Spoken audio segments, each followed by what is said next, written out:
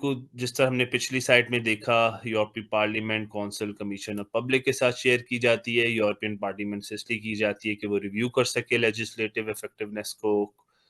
Council of the Europe को जो है वो इसलिए की जाती है कि वो एडजस्ट कर सके स्ट्रेटेजिक प्रायोरिटीज को डाटा प्रोटेक्शन पे। यूरोपियन कमीशन ऑब्वियसली इनहेंस करता है रेगुलेटरी गाइडलाइंस को, और पब्लिक में ये प्रमोट अवेयरनेस के लिए की जाती है। ठीक है, 72 आर्टिकल है। It's about procedure, opinions, dispute resolution and guidelines. अच्छा, यूरोपी देखते हैं कि किस तरह यूरोपियन डाटा प्रोटेक्शन बोर्ड है ये जो है वो इशू ओपिनियंस अपनी देता है। डिस्प्यूट जो रेजोल्यूशन होती है, कोई डिस्प्यूट डिस्प्यूट होता है उसे रिजॉल्व करता है, गाइडलाइंस देता है, मेजॉरिटी वोटिंग के थ्रू आता है। इस चीज को देखते हैं one by one. Issue opinions है कि European Data Protection Board has the responsibility to issue opinions on matters related to the interpretation or application of the General Data Protection Regulation। जो यूरोपियन डाटा प्रोटेक्शन बोर्ड है उसकी responsibility है वो opinion देते हैं उन मैटर पे, क्योंकि ये लॉ है तो लॉ की मुख्तलिफ इंटरप्रिटेशन होती है। ठीक है, तो European data protection board as a independent body जो है वो किसी भी केस की इंटरप्रिटेशन करता है। ठीक है, अगर किसी दो सुपरवाइजरी अथॉरिटीज के दरमियान कोई डिस्प्यूट है, कुछ डिसएग्रीमेंट है, तो उससे भी यूरोपियन डाटा प्रोटेक्शन बोर्ड ही रिजॉल्व करवाता है। ठीक है, गाइडलाइंस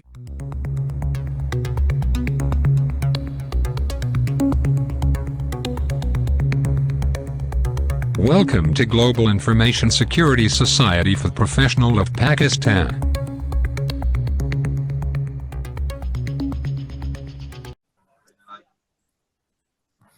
अस्सलाम वालेकुम। हमारा आज का सेशन है वो जीडीपीआर की सीरीज को कंटिन्यू हम कर रहे हैं। 7th सेशन है। मेरा नाम सैयद अरसलान है। मैं as a cyber security consultant काम कर रहा हूँ इस वक्त रियाज में। आप मुझसे ओवर द लिंक्डइन भी कनेक्ट हो सकते हैं। अच्छा, अब तक हमारे पास जीडीपीआर सीरीज का जो हमारा 1 सेशन था, जो बिल्कुल स्टार्टिंग था, उसमें हमने यूरोपियन डाटा प्रोटेक्शन के बारे में पढ़ा था, उसकी हिस्ट्री, उसके इंस्टीट्यूशंस देखे थे, कुछ की टर्म्स देखी थी। और जो आज हमारा सेशन है ये 7th सेशन है। अब तक जो है हमारे 5 सेशन जो है वो जीआईएसपीपी के यूट्यूब चैनल पर अपलोड हो गए हैं। उस पे आप अपना फीडबैक भी शेयर कर सकते हैं। आपका किसी किस्म का क्वेश्चन है वो भी पूछ सकते हैं, आपको वहाँ एड्रेस किया जाएगा। अच्छा, प्रीवियस सेशंस में हमारे पास जो सबसे पहला सेशन था वो एनसीए की जो फ्रेमवर्क था, एसेंशियल साइबर सिक्योरिटी कंट्रोल्स 2024, वो हमने देखा था। उसका 2018 वर्जन से डिफरेंस देखा था। सेकंड सेशन था हमारा सामा साइबर सिक्योरिटी फ्रेमवर्क पे था। फिर थर्ड सेशन हमने प्रॉपर जीडीपीआर सीरीज स्टार्ट की थी, जिसमें हमने स्टार्टिंग में उसकी हिस्ट्री देखी थी, उसके इंस्टीट्यूशंस देखे थे और कुछ की टर्म्स देखी थी। जो फोर्थ सेशन था उसमें हमने प्रॉपरली जो जीडीपीआर के आर्टिकल्स हैं जो 1 से 99 तक हैं उनका आगाज कर लिया था। टोटल 11 चैप्टर्स हैं और आर्टिकल्स 1 to 99 हैं। अच्छा, हमारे पास अपकमिंग प्लान्स में इसके बाद आफ्टर कंप्लीटिंग जीडीपीआर सीरीज हम पीडीपीएल को देखेंगे। सामा गवर्नेंस फ्रेमवर्क में जो है IT governance, counter fraud, business continuity management के फ्रेमवर्क को देखेंगे। एनसीए में हम जो डाटा से related social media, telework, cryptographic और क्रिटिकल सिस्टम्स हैं, इन्हें देखेंगे। Third party vendor risk management को समझेंगे। आईएसओ के हैं कुछ स्टैंडर्ड, इससे हम पढ़ेंगे, जिसमें बिजनेस कंटिन्यूटी है, प्राइवेसी इंफॉर्मेशन मैनेजमेंट है। आईएसओ 27001 जो है इस वक्त जो लेटेस्ट वर्जन है उसका डिफरेंस देखेंगे 2013 के साथ। पीसीआईडीएसएस के लेटेस्ट वर्जन को देखेंगे और स्विफ्ट के स्टैंडर्ड वर्जन 2024 को पढ़ेंगे। आज का सेशन हम देख रहे हैं 7 आर्टिकल, इसमें हम पढ़ेंगे आर्टिकल नंबर 71 से 85 तक। और इसके बाद जो हमारे पास सेशन होगा वो लास्ट होगा 8 सेशन, जिसमें हम 86 से 99 आर्टिकल्स को देखेंगे। अच्छा, आर्टिकल नंबर 71 है रिपोर्ट्स के बारे में। इसे हम देखते हैं और फर्दर इसे के जो है एग्जाम्पल से समझते हैं। अच्छा, इसमें जो the board must produce an annual report, जो बोर्ड है, इसमें बोर्ड कह रहे हैं आप यूरोपियन डाटा प्रोटेक्शन बोर्ड को। इसके बारे में हमने पिछली स्लाइड में पढ़ा था कि ये जो है इंडिपेंडेंट बॉडी है। अच्छा, ये हर साल जो है एक एनुअल रिपोर्ट देती है जिसमें ये रिव्यू करती है प्रैक्टिकल एप्लीकेशन ऑफ गाइडलाइंस को, रिकमेंडेशन एंड बेस्ट प्रैक्टिसेस को या बाइंडिंग डिसीजंस को। अच्छा, ये जो रिपोर्ट है ये शेयर की जाती है फर्दर जो है यूरोपियन पार्लियामेंट के साथ, कौंसिल के साथ, कमीशन के साथ, पब्लिक के साथ। इस चीज को हम समझते हैं एक प्रैक्टिकल एग्जांपल से। 2024 में यूरोपियन डाटा प्रोटेक्शन बोर्ड ने एक इवैल्यूएट किया कंप्लायंस को कि वो देख सके कि जो उसकी जीडीपीआर गाइडलाइंस है for cross border data transfer, तो उसने ये आउटकम निकाला कि 75% ऑर्गेनाइजेशंस हैं वो स्टैंडर्ड कॉन्ट्रैक्चुअल क्लॉजेस को यूज करके जीडीपीआर की रिक्वायरमेंट्स को फुलफिल करती हैं, लेकिन 25% जो ऑर्गेनाइजेशन हैं वो फेल कर रही हैं इसे इम्प्लीमेंट करने पे। ठीक है, और ये जो है नॉन कंप्लायंस की तरफ जा रहा है। तो उसने फर्दर जो है, क्योंकि यूरोपियन डाटा प्रोटेक्शन बोर्ड जो है वो एडवाइजरी लेता है, करेक्टिव एक्शंस लेते हैं। हमने इसकी 3 किस्म की पावर्स पढ़ी थी पिछले जो आर्टिकल्स में। तो ये इस केस में ये ऑर्गेनाइजेशन जो है वो should leverage tools like data transfer impact assessment to strengthen compliance. Best practice का कहता है, बाइंडिंग डिसीजंस देता है। ठीक है, इसे देखते हैं फर्दर। इसमें बाइंडिंग डिसीजन की एग्जांपल में कह रहा है कि the European data protection board issue a binding decision imposing a 10 million fine on a technology firm for transferring personal data to a non-European country without valid safeguards, breaching Article 44 of GDPR। कि European data protection board ने एक binding issue के decision के through 10 million euro का fine किया for transferring personal data to non-European countries without valid safeguards। Distribution of the report है ये European parliament को, जिस तरह हमने पिछली साइट में देखा, यूरोपियन पार्लियामेंट, काउंसिल, कमीशन और पब्लिक के साथ शेयर की जाती है। यूरोपियन पार्लियामेंट से इसलिए की जाती है कि वो रिव्यू कर सके लेजिस्लेटिव इफेक्टिवनेस को। काउंसिल ऑफ द यूरोप को जो है वो इसलिए की जाती है कि वो एडजस्ट कर सके स्ट्रेटेजिक प्रायोरिटीज को डाटा प्रोटेक्शन पे। यूरोपियन कमीशन ऑब्वियसली इनहेंस करता है रेगुलेटरी गाइडलाइंस को, और पब्लिक में ये प्रमोट अवेयरनेस के लिए की जाती है। ठीक है, 72 आर्टिकल है। It's about procedure, opinions, dispute resolution and guidelines. अच्छा, यूरोपी देखते हैं कि किस तरह यूरोपियन डाटा प्रोटेक्शन बोर्ड है ये जो है वो इशू ओपिनियंस अपनी देता है। डिस्प्यूट जो रेजोल्यूशन होती है, कोई डिस्प्यूट डिस्प्यूट होता है उसे रिजॉल्व करता है, गाइडलाइंस देता है, मेजॉरिटी वोटिंग के थ्रू आता है। इस चीज को देखते हैं one by one. Issue opinions है कि European data protection board has the responsibility to issue opinions on matters related to the interpretation or application of the general data protection regulation। जो यूरोपियन डाटा प्रोटेक्शन बोर्ड है उसकी responsibility है वो opinion देते हैं उन मैटर पे, क्योंकि ये लॉ है तो लॉ की मुख्तलिफ इंटरप्रिटेशन होती है। ठीक है, तो European data protection board as a independent body जो है वो किसी भी केस की इंटरप्रिटेशन करता है। ठीक है, अगर किसी दो सुपरवाइजरी अथॉरिटीज के दरमियान कोई डिस्प्यूट है, कुछ डिसएग्रीमेंट है, तो उससे भी यूरोपियन डाटा प्रोटेक्शन बोर्ड ही रिजॉल्व करवाता है। ठीक है, गाइडलाइंस भी ये इशू करता है। ठीक है, कि किसी को कोई कोई प्रैक्टिकल एडवाइस देनी हो या कंप्लायंस डिसीजन देना हो। ठीक है, अगर कोई कॉम्प्लेक्स लीगल रिक्वायरमेंट्स है उसे इंटरप्रेट करने में हेल्प करता है। ठीक है, फर्दर मेजॉरिटी वोटिंग में क्या है, व्हेन मेकिंग डिसीजंस और इशू ओपिनियंस, अगर कोई डिसीजन लेना हो या कोई ओपिनियन इशू करना हो तो European data protection typically uses a majority voting process. European data protection board है वो एक वोटिंग प्रोसेस को फॉलो करता है। This means in order for a decision or opinion to be valid it must be supported by the majority of the members of the board. European data protection board है ये properly एक voting के through, जिसमें मुख्तलिफ members of board शामिल होते हैं, मुख्तलिफ अथॉरिटी, सुपरवाइजरी अथॉरिटी शामिल होती हैं, उसमें जो भी majority of members of board जो है उनका डिसीजन शामिल होता है तो उस पे फैसला दिया जाता है। ठीक है, एग्जाम्पल क्या है आर्टिकल 72 की, जिसमें हमने ओपिनियंस, डिस्प्यूट रेजोल्यूशन और गाइडलाइंस को देखा था कि बैकग्राउंड देखते हैं, डिस्प्यूट क्या था, इस पे फिर यूरोपियन डेटा प्रोटेक्शन ने किस तरह मदाखलत की और इसका आउटकम क्या निकला। The Irish DPC investigated Meta's reliance on standard contractual clauses for transferring personal data from Europe to US under GDPR. Background इसका ये है कि जो आयरिश की जो डाटा प्रोटेक्शन है, जो उसकी सुपरवाइजरी अथॉरिटी है, उसने इन्वेस्टिगेट किया मेटा के जो है, जो वो यूज करती है contractual clauses for transferring personal data Europe से अमेरिका पे। अच्छा, इस पे डिस्प्यूट क्या आया था कि इसमें supervisory authorities across the Europe disagrees with the DPCs draft decision.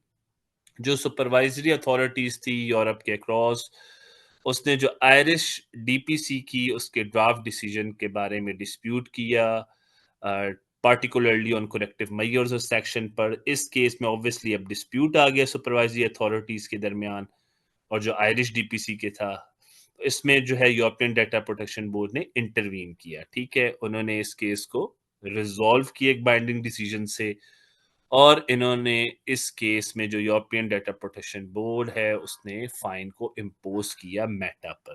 ठीक है, तो आउटकम इसका यही है कि इसी तरह जो आपकी यूरोपियन डाटा प्रोटेक्शन बोर्ड है वो इशू करता है फाइन्स को, किसी किस्म के चेंजेस को इंश्योर करता है। उसका यही काम है कि वो जो है लॉ को इंटरप्रेट कर सके, किसी किस्म का सुपरवाइजरी अथॉरिटीज के दरमियान डिस्प्यूट है उसे रिजॉल्व कर सके, अपने ओपिनियन दे सके, मेजॉरिटी ऑफ अपने जो मेंबर्स ऑफ बोर्ड है, ठीक है, उनके जो मेजॉरिटी जिनका डिसीजन है उन्हें लेकर और उस पर डिसीजन लेकर उन चीज को इम्प्लीमेंट और इन्फोर्स करवा सके। Article number 73 is about chair. देखते हैं कि इसमें क्या है, इसकी की ड्यूटीज देखते हैं, इलेक्शन ऑफ चेयरपर्सन क्या होता है, क्राइटेरिया क्या होता है, प्रैक्टिकल एग्जांपल से देखते हैं। European Data Protection Board has a chairperson who plays a key role in leading and coordinating the activities of the board. The chairperson is responsible for ensuring that the board functions effectively and in accordance with its responsibilities under the GDPR. अच्छा, European data protection board है, उसका एक chairperson होता है जिसका एक की role होता है लीड करने में, कोऑर्डिनेट करने में यूरोपियन डाटा प्रोटेक्शन बोर्ड को, और ये चेयरपर्सन रिस्पॉन्सिबल होता है बोर्ड के तमाम फंक्शंस को इफेक्टिवली मैनेज करने में, और उसकी रिस्पॉन्सिबिलिटीज होती हैं जीडीपीआर को इम्प्लीमेंट करने में। इसकी जो की ड्यूटीज होती हैं चेयरपर्सन की, उसमें जो होता है कि ये कोऑर्डिनेट करता है बोर्ड मीटिंग्स को, setting the agenda for the meetings, agenda set करता है, इंश्योर करता है कि तमाम रेलेवेंट टॉपिक्स इसमें कवर्ड हैं, representing the board in external matters, जो अपना बोर्ड है उससे एक्सटर्नल मैटर में चेयरपर्सन प्रेजेंट करता है। ठीक है, फर्दर ये रिस्पॉन्सिबल होता है किसी किस्म की इंटरेक्शंस के साथ विद अदर यूरोपियन इंस्टीट्यूशन, कोई बॉडीज हैं, कोई इंटरनेशनल ऑर्गेनाइजेशन है, he is the main person, chairperson. अच्छा, इलेक्शन ऑफ द चेयरपर्सन क्या होता है कि chairperson is elected by the members of the European data protection board. जो यूरोपियन डाटा प्रोटेक्शन बोर्ड के मेंबर्स होते हैं उनके थ्रू इलेक्ट होता है chairperson. This election ensures the chairperson is chosen by a majority of the members. इससे हमें पता चलता है कि जो मेजॉरिटी ऑफ द मेंबर्स का जो ओपिनियन होता है उसी के थ्रू चेयरपर्सन सिलेक्ट होता है। ठीक है, अच्छा, क्राइटेरिया क्या होता है चेयरपर्सन का? ऑब्वियसली एक्सपर्टीज हो उसे डाटा प्रोटेक्शन में, स्ट्रॉन्ग नॉलेज हो जीडीपीआर को डाटा प्राइवेसी के मुताबिक, क्योंकि he is the this position plays the key role in leading and coordinating the activities of the board. तो इसलिए जब आपने इंटरनेशनली और एक्सटर्नल मैटर्स में और होल यूरोप को और इस पूरे लॉ को अगर आपने इंप्लीमेंट करना है, तो जब तक आपके पास स्ट्रॉन्ग नॉलेज नहीं होगा डाटा प्रोटेक्शन का, जीडीपीआर का, so you can not do your job. अच्छा, लीडरशिप स्किल्स हो, ठीक है, आपके पास एबिलिटी हो चेयरपर्सन के पास कि वो कोऑर्डिनेट कर सके, गाइड कर सके बोर्ड एक्टिविटीज को, एक्सपीरियंस होना चाहिए उसके पास लीगल और रेगुलेटरी वर्क में, ठीक है, जैसे पब्लिक एडमिनिस्ट्रेशन रोल्स में, या कोई लीगल या रेगुलेटरी बैकग्राउंड उसका होना चाहिए बिसाइड्स डाटा प्रोटेक्शन। अच्छा न्यूट्रल होना चाहिए, डिसीजन मेकर होना चाहिए, कम्युनिकेशन स्किल्स इफेक्टिव होनी चाहिए, ठीक है? अच्छा, further article number 74 is about tasks of the the chairperson of the European Data Protection Board has two main tasks. Task जो हैं आपके चेयरपर्सन के वो दो मेन टास्क हैं, एक तो organising meetings and liaising with authorities. जिससे हमने देखा कि चेयरपर्सन जो है data European data protection board का, वो मेक श्योर करता है कि उसकी मीटिंग्स वेल प्लान हो, क्लियर एजेंडा हो उसका, ठीक है, और उसके मेंबर्स आपस में एक दूसरे से कोऑर्डिनेट करें ताकि ये इंश्योर कर सकें कि हर बंदा प्रिपेयर्ड है और मीटिंग्स प्रोडक्टिव हो रही हैं, ठीक है। The chairperson is the main contact person between the European Data Protection Board and other data protection authorities. जो chairperson होता है वो आपका main focal contact person होता है, यही coordinate करता है यूरोपियन डाटा प्रोटेक्शन बोर्ड को, और जितनी भी यूरोप की individual data protection independent authorities हैं या नेशनल बॉडीज हैं, उन्हें कोऑर्डिनेट करवाता है ताकि ये इंश्योर करा सके कि प्रॉपर गुड कम्युनिकेशन हो रही है, कोऑपरेशन हो रही है on data protection issues across Europe, ठीक है। इसकी एग्जांपल देखते हैं कि if European data protection board is creating new rules for data transfer between countries, अगर यूरोपियन डाटा प्रोटेक्शन बोर्ड कोई नए रूल बना रहे हैं डाटा ट्रांसफर के बारे में between countries, the chairperson would organise meeting to discuss it. अब चेयरपर्सन का काम है कि वो ऑर्गेनाइज करेगा मीटिंग्स को ताकि इस इशू को डिस्कस किया जाए, make sure everyone is ready, make sure करेगा कि हर बंदा रेडी है, and work with the European to align the rules with EU laws, ठीक है। आर्टिकल नंबर 75 फिर सेक्रेटेरिएट के बारे में, ये क्या चीज है हम इसे पढ़ते हैं। अच्छा, a secretariat is a team that helps an organization with its daily tasks, making sure everything runs smoothly. It takes care of administrative, logistical, technical duties like preparing document, organizing meetings and managing communication. अच्छा, secretariat एक आपकी ऐसी team है जो help करती है organisation को उसकी डेली टास्क के बारे में, मेक श्योर करती है कि सब कुछ स्मूथली चल रहा है। यही जो टीम होती है ये टेक केयर करती है जितने भी आपके एडमिनिस्ट्रेटिव, लॉजिस्टिकल और टेक्निकल ड्यूटीज हैं, जिसमें आपके डॉक्यूमेंट्स प्रिपेयर करना है, मीटिंग्स ऑर्गेनाइज करना है, कम्युनिकेशन को मैनेज करना है, तो यही टीम है जिसे आप सेक्रेटेरिएट कहते हैं, यही मैनेज करती है। For the European Data Protection Board, the Secretariat helps with the administrative work, allowing the board to focus on its main job of processing data.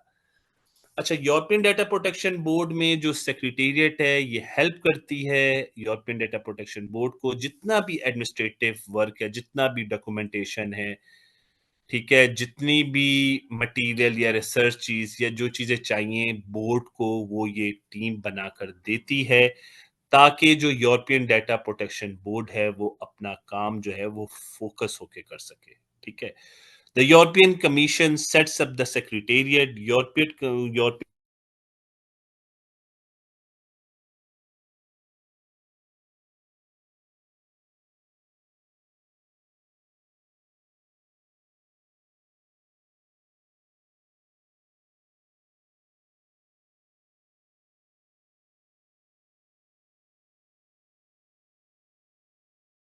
the Secretariat has staff members who help with preparing documents, scheduling meetings, and other activities to keep things running smoothly. वही चीज है कि secretariat के जो staff members होते हैं वो help करते हैं डॉक्यूमेंट्स को प्रिपेयर करने में, मीटिंग्स को शेड्यूल करने में, और ये मेक श्योर करते हैं कि जितनी भी एक्टिविटीज हैं वो स्मूथली रन हो रही हैं। एग्जाम्पल देखते हैं कि अगर if the European data protection board is making a new opinion on data protection for AI, एक नया ओपिनियन दे रहा है board on protection of AI, the secretariat would gather research, prepare draft, schedule meetings for the board to discuss and approve the opinion. तो इस case में secretariat है वो क्या करेगा, वो रिसर्च जमा करेगा अबाउट एआई, वो ड्राफ्ट प्रिपेयर करेगा, वो मीटिंग्स को शेड्यूल करेगा ताकि वो ये मेक श्योर कर सके कि जो न्यू ओपिनियन है on on data protection for AI उसे अप्रूव करवाया जा सके। तो इसलिए सेक्रेटेरिएट एक ऐसी टीम है और इसका बड़ा वाइटल रोल है यूरोपियन डाटा प्रोटेक्शन बोर्ड को। ये असेस करता है, ये सपोर्ट करता है ताकि जो बोर्ड है वो अपना काम एफिशिएंटली और इफेक्टिवली कर सके। ठीक है। आर्टिकल नंबर 76 कॉन्फिडेंशियलिटी के बारे में है। CIA ट्राइड हमने पढ़ा हुआ है, चाहे वो साइबर सिक्योरिटी में हो, चाहे वो डाटा प्रोटेक्शन में हो। हम इसे पढ़ते हैं, कॉन्फिडेंशियलिटी, इंटेग्रिटी, अवेलेबिलिटी। ये डाटा प्राइवेसी का भी पार्ट है, ये इंफॉर्मेशन सिक्योरिटी का भी पार्ट है, ये साइबर सिक्योरिटी का भी पार्ट है।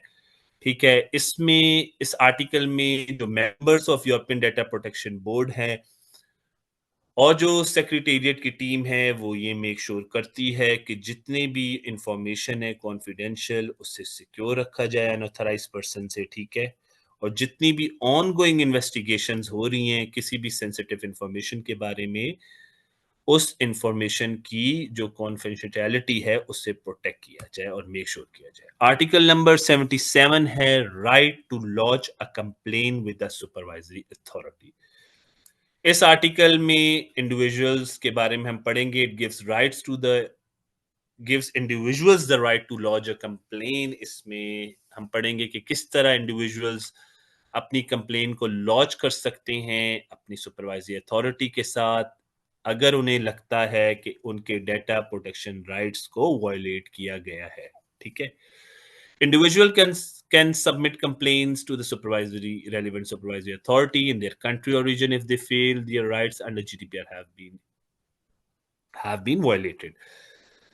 कि इंडिविजुअल्स के पास राइट्स है कि वो अपनी जो कंप्लेन है उसे सबमिट करवा सकें अपनी जो रेलिवेंट सुपरवाइजरी अथॉरिटी में है, जिस कंट्री में है या वो जिस रीजन में है। ठीक है। अब ये जो सुपरवाइजरी अथॉरिटीज है हमने पहले भी पढ़ा है, ये इंडिपेंडेंट बॉडीज होती हैं, हर मेंबर स्टेट में अलग अलग हैं। जो यूके की है उसे इंफॉर्मेशन कमिश्नर्स ऑफिस कहते हैं, ICO कहते हैं। फ्रांस में CNIL है। अच्छा, इसमें टाइम फ्रेम होता है कि supervisory authorities are required to inform the individual about the progress of their complain within specific time. अगर किसी इंडिविजुअल ने कंप्लेन फाइल की किसी सुपरवाइजरी अथॉरिटी को, ठीक है, तो उस सुपरवाइजरी अथॉरिटी के पास एक सेट ऑफ टाइम होता है, स्पेसिफिक टाइम फ्रेम होता है जिसमें उसने उसे इन्फॉर्म करना होता है अबाउट अ प्रोग्रेस। ठीक है। आर्टिकल नंबर 78 में वो बात कर रहे हैं right to an effective judicial remedy against a supervisory authority. समझते हैं इससे, एग्जांपल और एक केस स्टडी से समझेंगे। ये आर्टिकल इंश्योर करता है कि that individual can seek legal action if they believe the supervisory authority has mishandled their complain and acted unlawfully. इस आर्टिकल में हम देखेंगे कि इंडिविजुअल है वो कैसे देख सकता है एक लीगल एक्शन को अगर उससे यकीन होता है कि सुपरवाइजरी अथॉरिटी है उसने उसके केस को या उसकी कंप्लेन को मिस हैंडल किया है या लॉफुली जो है उस पर एक्ट नहीं किया। ठीक है। अगर if an individual disagrees with the decision of supervisory authority, they can challenge it in a court. अगर वो इंडिविजुअल उस डिसीजन से डिसएग्री है सुपरवाइजरी अथॉरिटी के डिसीजन से, तो वो इसे फर्दर कोर्ट में लेके जा सकता है। ठीक है। The challenge must be made within 2 months of receiving the supervisory authority. अब जो ये चैलेंज फर्दर कोर्ट में करेगा इसे 2 मंथ्स के अंदर अंदर करना पड़ेगा जब सुपरवाइजरी अथॉरिटी का डिसीजन आ जाता है। ठीक है। The case will typically be handled by a court in the individual's jurisdiction or where the data controller is based. अच्छा, competent court इस केस में क्या होगा? मोस्टली जहां इंडिविजुअल्स की जुरिस्डिक्शन है या तो वहां उस कोर्ट में जा सकता है जो नेशनल बॉडीज या जो उनके अपने कोर्ट होते हैं, या तो फिर जहां डाटा कंट्रोलर है जहां वो बेस है तो उस कोर्ट में भी जा सकता है। एग्जाम्पल उसकी देखते हैं कि if the UK's ICO decides not to act on a complaint about a company GDPR non-compliance, the individual can take the decision to court for judicial review. ठीक है। केस से समझते हैं इसे। In the case of a Google Spain versus AEPD, एक Spanish citizen था Mario Costeja, उसने complain की to the Spanish data protection authority जिसे हम AEPD भी कहते हैं about outdated personal information appearing in Google search results. ठीक है, the AEPD order Google to remove links. ठीक है, स्पेनिश सिटीजन ने कंप्लेन की, ठीक है, AEPD को कि उसका आउटडेटेड या उसकी personal information Google search results में आ रही है। इस केस में AEPD ने और गूगल को ऑर्डर किया कि ऐसे लिंक्स को रिमूव करे। गूगल ने डिसएग्री किया और इस अपील को जो है an appeal the decision in the Spanish court. ठीक है, वो फर्दर गूगल ने इसे डिसएग्री किया और फर्दर स्पेनिश कोर्ट में चली गई। द केस अब जो कंफ्लिक्ट आ गया, डिस्प्यूट आ गया, तो इस केस में जो फर्दर है उससे कोर्ट में लेके चला गया। The case was refer to the European court of justice, जिसके बारे में हमने स्लाइड में पढ़ा था कि यूरोपियन कोर्ट ऑफ जस्टिस क्या करती है, which ruled in favor of the individual, जिसने उस इंडिविजुअल के फेवर में डिसीजन दिया। ठीक है, तो इस तरह डिमॉन्स्ट्रेट होता है कि किस तरह इंडिविजुअल जो है वो चैलेंज कर सकता है अपने राइट्स को अगेंस्ट सुपरवाइजरी अथॉरिटी कोर्ट में। ठीक है, तो इसलिए जो GDPR है वो इसलिए वर्ल्ड वाइड फेमस लॉ है और इसी से ही डिफरेंट जो कंट्रीज ने अपने जो लॉज बनाए हैं उसमें जो अपनी जो डिसीजंस हैं, जो रूलिंग्स हैं, जो गाइडलाइंस हैं, वो इसलिए इनहेरेंट किए हैं कि ये जो लॉ है ये सबसे ज्यादा इंडिविजुअल्स को राइट्स देता है कि वो अपने जो जो उसके राइट्स हैं वो उसे एक्सरसाइज कर सकें। ठीक है, आर्टिकल नंबर 79 है right to an effective judicial remedy against a controller और अ प्रोसेसर। इस आर्टिकल में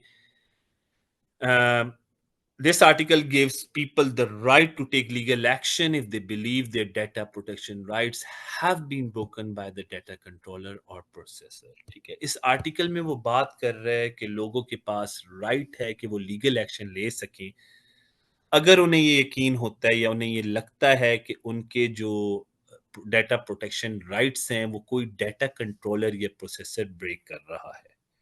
ठीक है, इसी तरह वो इस केस को कोर्ट में भी लेके जा सकते हैं जहां वो बंदा रह रहा है या फिर जो कंट्रोलर या प्रोसेसर की लोकेशन है वहां भी लेके जा सकते हैं। ठीक है, तो इस केस में जो कोर्ट होता है वो आपको एक इफेक्टिव रेमेडी देता है या कंपनसेशन देता है या फिर उस ऑर्गेनाइजेशन को अपनी जो फाइंडिंग है या एनालिसिस की डिसीजन पर ये कहता है कि तुम इस जो डिसीजन को है उसे स्टॉप कर दो अगर जो उस इंडिविजुअल के राइट्स वायलेट हो रहे हैं। ठीक है,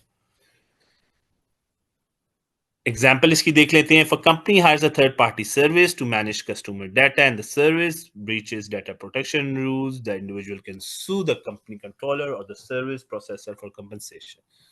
एक कंपनी है उसने हायर किया थर्ड पार्टी सर्विस को कि वो कस्टमर के डाटा को मैनेज करे, लेकिन सर्विस ब्रीच आउट हो गई है, तो इस केस में इंडिविजुअल के पास राइट है आर्टिकल नंबर 79 के तहत कि वो कंपनी या जो कंट्रोलर है उससे सू कर सके या फिर जो सर्विस प्रोसेसर है उससे कंपनसेशन के लिए फर्दर कह सके।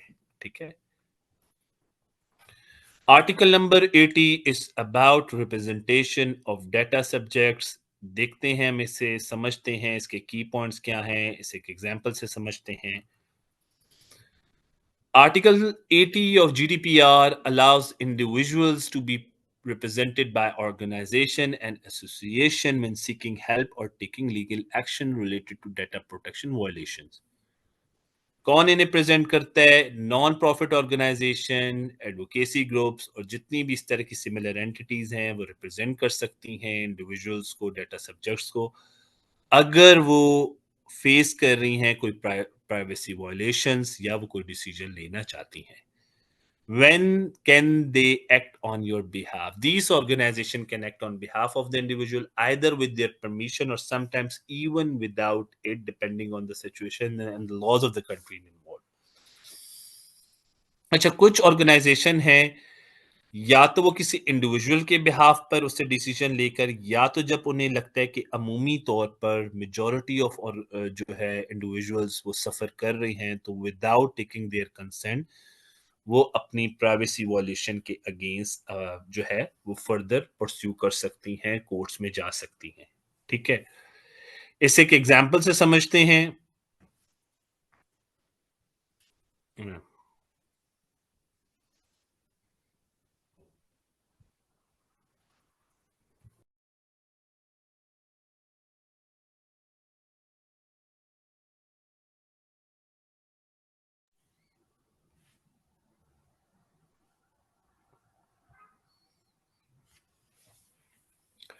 अच्छा, हम आर्टिकल नंबर 80 में हम देख रहे थे, इसके की पॉइंट्स को देखते हैं, इसे एक एग्जांपल से फर्दर समझते हैं। Max Schrems, the founder of the non-profit privacy group, launched complaint against Facebook claiming that it was not complying with the GDPR requirement when it comes to user consent and data processing. Rather than having individual users file complaint themselves, uh, Max acted on behalf of thousands of data subjects. ठीक है, max शिम्स एक founder था non profit privacy का group का, ठीक है, और उसने एक लॉन्च की कंप्लेन अगेंस्ट फेसबुक के, और उसमें उसने क्लेम किया कि जो फेसबुक है वो when it comes to user consent या जो डाटा प्रोसेसिंग है उसकी वायलेशन कर रहे हैं, ठीक है, और इसमें बहुत सारे जो इंडिविजुअल यूजर्स हैं वो अफेक्ट हो रहे हैं। तो इस केस में जो मैक्स शिम्स है उसने हर इंडिविजुअल से कंसेंट नहीं लिया, वो on behalf of 1000 data subject individuals वो कोर्ट में गया और उसने इस केस को जीता, ठीक है। तो ये रिप्रेजेंटेशन ऑफ डाटा सब्जेक्ट्स की बात कर रहे हैं कि नो स्पेसिफिक, इसकी लास्ट लाइन है कि no specific user had to file complaints or take legal action themselves, the non profit group took the initiative and file complaints on behalf of effective users. कि जहां majority of individuals सफर करते हैं तो उस case में जो non profit groups होते हैं या नॉन प्रॉफिट ऑर्गेनाइजेशन ग्रुप्स होती हैं, जैसे हम एडवोकेसी ग्रुप्स करते हैं या इसी तरह की जो सिमिलर एंटिटीज होती हैं, वो on behalf of effective user complain को फाइल करती हैं और इसी तरह आगे फर्दर जो है लीड होती है इन्वेस्टिगेशन और एक्शन लिए जाते हैं against regulator. Article number 81 is about suspension of proceedings। ये क्या है, ठीक है, इसे एक एग्जांपल से समझते हैं। This article gives the data protection authorities, called supervisory authority, the ability to pause their investigation if the same issue is being looked at by another authority in a different countries, or if there's a needed to look at a legal question first. If an issue is already been investigated by another authority, or if the case needs more legal review, the authority can temporarily stop its investigation। ठीक है, suspension of proceedings में वो कह रहा है कि अगर एक इशू है वो इन्वेस्टिगेट हुआ है, एक बाय इन्वेस्टिगेट किया गया है एक दूसरी अथॉरिटी ने, ठीक है, और उसी डिसीजन पर कहीं और भी काम हो रहा है, ठीक है, सेम इशू पर इन्वेस्टिगेट कर दी एक फर्दर अथॉरिटी भी, तो जो है उस केस में एक अथॉरिटी को टेम्पररी स्टॉप किया जाता है ताकि डुअल वर्क काम ना कर रही हो, ठीक है, ताकि कंफ्लिक्ट ऑफ इंटरेस्ट ना बन सके। इसे एक एग्जांपल से समझते हैं। If there is a data breach that affects people in several countries, कि अगर एक डाटा ब्रीच है उसने अफेक्ट किया सेवरल कंट्रीज को, लाइक जर्मनी के लोगों को, फ्रांस के लोगों को, तो इस केस में जो जर्मनी की बीएफडीआई है, सुपरवाइजरी अथॉरिटी है, वो अपने केस को स्टॉप कर देगी अपनी इन्वेस्टिगेशन को, while the French CNIL finishes its own investigation. French जो सीएनआईएल है वो फिनिश कर लेगी अपनी ओन इन्वेस्टिगेशन को। इस तरीके से authorities can work together and avoid conflicting decisions, ठीक है, कि एक ही तरह का सिमिलर प्रॉब्लम दो डिफरेंट अथॉरिटी को है, सुपरवाइजरी अथॉरिटीज को, दो डिफरेंट सुपरवाइजरी अथॉरिटीज को कंट्री को है, तो इस केस में एक जो है वो अपनी इन्वेस्टिगेशन को पॉज कर देगा और जो है या तो दूसरे के साथ मर्ज हो जाएगा या उसकी प्रोसीडिंग्स पर रिलाई करेगा, ताकि at the end of goal इनका यही होता है कि किस तरह इंडिविजुअल के राइट्स को या डाटा सब्जेक्ट्स के राइट्स को प्रोटेक्ट किया जाए, सिक्योर किया जाए और डुअल डिसीजंस ना हो या कंफ्लिक्टिंग डिसीजंस ना हो, ठीक है। आर्टिकल नंबर 82 बात कर रहे हैं right to compensation and liability की, ठीक है। This article gives individuals the right to get compensation if their data protection rights are violated. This includes both financial loss and emotional distress. अच्छा, article number 82 बात कर रहा है कि हर individual का राइट है कि वो अगर उसके डाटा प्रोटेक्शन राइट्स वायलेट होते हैं तो वो कंपनसेशन की बात कर सके। अगर उसे कोई इमोशनल उससे डिस्ट्रेस हुआ है या कोई फाइनेंशियल लॉस हुआ है तो उसके पास पूरा पूरा राइट है कि वो कंपनसेशन की बात कर सके। ठीक है, एग्जाम्पल है कि if a company shares your personal data without permission, this cost you financial loss or emotional distress, you have the right to ask for compensation for the company. आपके पास पूरा पूरा राइट है। अगर कंपनी ने आपका personal data without permission share किया है तो आप फाइनेंशियल लॉस की भी बात कर सकते हैं, इमोशनल डिस्ट्रेस की भी बात कर सकते हैं, ठीक है, कंपनसेशन की बात कर सकते हैं। इस एक रियल लाइफ एग्जांपल से समझते हैं कि a well known real life example of compensation for data protection violations involves the Google case related to the right to be forgotten. अच्छा, क्या हुआ था, क्या वायलेशन थी, क्या कंपनसेशन दी गई, इसे देखते हैं। In 2019, a man in the UK claimed that Google had violated his data protection rights by keeping outdated and irrelevant personal information in search results. This information had been damaging to his reputation, leading to financial and emotional distress. 2019 में एक बंदे ने UK में claim किया कि Google violet कर रहा है डाटा प्रोटेक्शन राइट्स को और वो इसकी आउटडेटेड और इररेलेवेंट इंफॉर्मेशन को जो है वो शो कर रहा है सर्च रिजल्ट्स में, जिसकी वजह से उसकी रेपुटेशन है वो डैमेज हो रही है। तो इस वायलेशन को Google kept such results that link to outdated personal information about the individual. The person argued that this violated his the right to have personal data removed, right to be forgotten. Violation थी कि उस बंदे ने कहा कि गलत information को, ये हमारे पास जीडीपीआर का लॉ है कि गलत इंफॉर्मेशन को या तो रिमूव किया जाए या उससे करेक्ट किया जाए या उसे डिलीट किया जाए। तो इस कंपनसेशन में क्या हुआ कि after investigating UK information commissioner office, जिसे हम आईसीओ कहते हैं, उसने इस डिसीजन को रूल किया in favour of the individual. Google was required to pay compensation for the emotional distress caused by keeping this outdated information visible.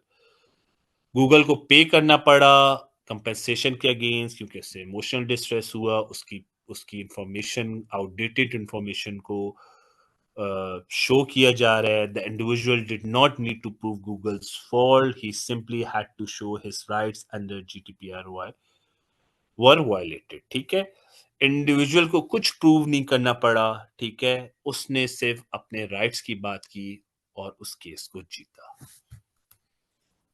Article number 83 is about general conditions for imposing administrative fines.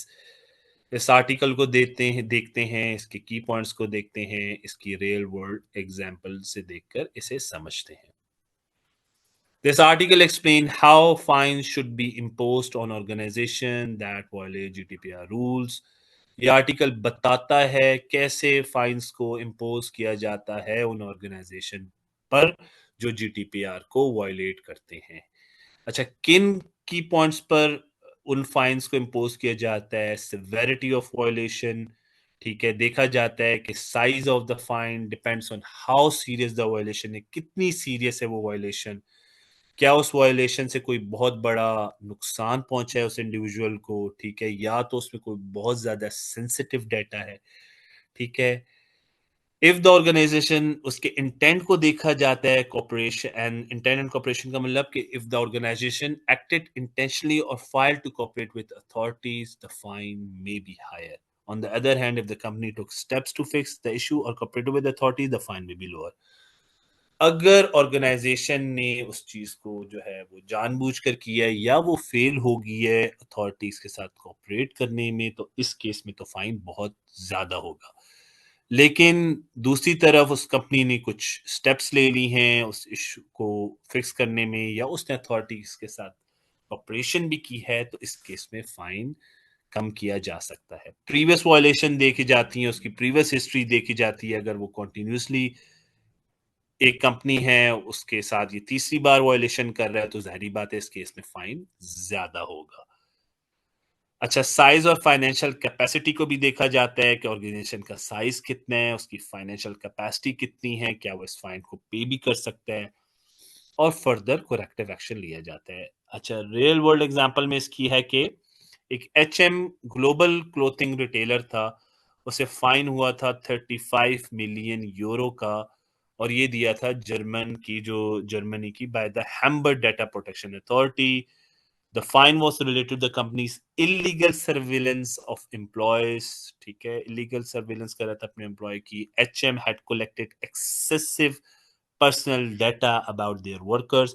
अपने data, अपने जो employees थे उनका excessive personal data collect कर रहा था, including details about their private lifes तक।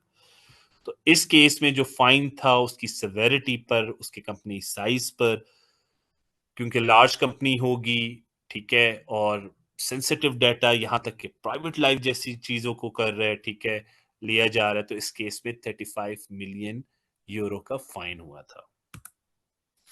Article number 84 is about penalties. ये आर्टिकल एक्सप्लेन करता है कि if companies or organization break the rules of GDPR, they can face penalty. अगर कोई कंपनी या कोई ऑर्गेनाइजेशन GDPR के रूल को ब्रेक करेगी तो उससे they can face penalties, उससे फाइन्स भी हो सकते हैं या कोई किसी किस्म के लीगल कॉन्सिक्वेंसेस भी हो सकते हैं। की पॉइंट्स देखते हैं, रियल वर्ल्ड एग्जांपल्स देखते हैं। दो तरह की टाइप्स होते हैं वायलेशन की, या तो वो लोअर फाइन होगा या तो वो हायर फाइन होगा। उसका क्राइटेरिया हम पिछले आर्टिकल में पढ़ चुके हैं। पर्पस क्या होता है इन फाइन्स का कि डाटा प्रोटेक्शन रूल्स को जो है वो फॉलो करवाया जा सके, ना कि उस स्पेसिफिक कंट्री में बल्कि पूरे यूरोप के रीजन में, क्योंकि जीडीपीआर अप्लाई होता है होल यूरोप में। इसमें हमें बिल्कुल, अगर आप हमारे बिल्कुल सेशन 1 में जाएंगे तो हमने इसकी एप्लीकेबिलिटी के बारे में पढ़ा है, किन कंट्रीज में ये एप्लीकेबल है। रियल वर्ल्ड एग्जांपल्स में गूगल पे 50 मिलियन का फाइन हुआ था 2019 में बाय फ्रांस की जो सुपरवाइजरी अथॉरिटी है, सीएनआईएल, ठीक है, उसने किया था। फिर ब्रिटिश एयरवेज का फाइन है, बहुत फेमस फाइन है, ऑलमोस्ट 20 मिलियन यूरो का फाइन है, 2020 में हुआ था। और अभी मोस्ट रीसेंट जो है वो इटली की सुपरवाइजरी अथॉरिटी ने ओपन एआई पे की है फाइन 50 मिलियन यूरो का। ये बहुत तीन जो है फेमस फाइन है। जो अभी जो लेटेस्ट फाइन है वो इटली ने की है ओपन एआई पे 15 मिलियन यूरो का ओवर प्राइवेसी वायलेशन। तो ये फेमस फाइन्स हैं, इन्हें आप इंटरनेट पर भी देख सकते हैं। अच्छा, article number 85 is about processing and freedom of expression and information. This article helps balance the need for data protection with the right to freedom of expression, especially for media, journalism and creative work. अच्छा, ये article जो है ये बात करता है balance की for the need of protection के, जब when it comes to data protection, तो जो मीडिया जो जर्नलिज्म में है तो वहां कभी आपको जो आपके पास राइट ऑफ फ्रीडम होता है कि आप चीजों को एक्सप्रेस कर सकें, ठीक है।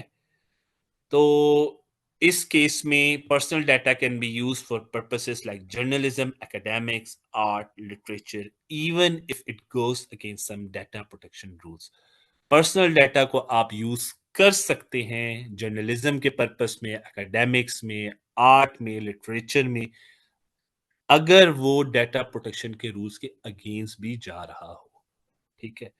क्योंकि इसमें फ्रीडम ऑफ एक्सप्रेशन आता है, the right to free speech, आप सच बोलो, including the media, artistic expression can sometimes override data protection requirements, ठीक है। तो इस केस में अक्सर मीडिया या जो जो होते हैं मीडिया में, ये जो फ्री स्पीचेस होती हैं, वहाँ डाटा प्रोटेक्शन रूल्स को ओवरराइड कर दिया जाता है, ठीक है। तो ये इस केस में एग्जेम्पशन है। अच्छा, एक एग्जाम्पल है कि a journalist writes an article about a public figure and uses their personal data to report on an event. In this case, the journalist rights to freedom of expression allows them to use personal data more freely if it may not fully meet all GDPR rules like minimizing data use. अच्छा, क्योंकि journalist के पास right होता है as a freedom of expression का, उन्होंने लोगों को facts and figures के बारे में बताना होता है, तो उन पे जो ये चीजें हैं या ये जीडीपीआर के रूल्स हैं वो अप्लाई नहीं होते। ये आर्टिकल नंबर 85 के तहत, जिसमें processing and freedom of expression and information की बात कर रहा है। अच्छा, नोट है, each country in the Europe must ensure that the right to protect personal data is balanced with the right to freedom of expression and right to information। अच्छा, हर country जो है यूरोप की जहां जीडीपीआर अप्लाई है, उसमें make sure करना है कि जो राइट्स जो है, जो पर्सनल डाटा या सेंसिटिव डाटा को प्रोटेक्ट करने के राइट्स हैं, उससे बैलेंस किया जाए right to freedom of expression के साथ।